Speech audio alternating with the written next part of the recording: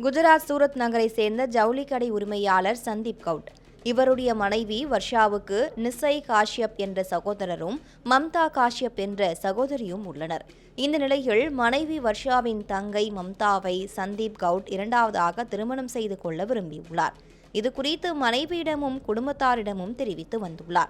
ஆனால் யாரும் செவிசாய்க்கவில்லை. இந்த சூழலில் மைதுனன் நிஷ்சயின் திருமணம் நிச்சயமானது. அதற்காக துணியெடுக்க உத்தரப்பிரதேசத்திலிருந்து குடும்பத்தார் சூரத் நகருக்கு வந்துள்ளனர். அப்போது வீட்டில் வைத்து தனக்கு மம்தாவை திருமணம் செய்து தரும்படி சந்தீப் கேட்டுள்ளார்.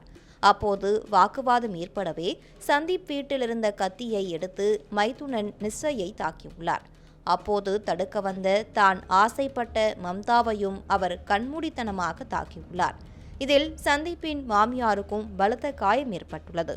தகவல் அறிந்து வந்த போலீசார் சந்தீப்பை கைது செய்து விசாரணை நடத்தி வருகின்றனர்.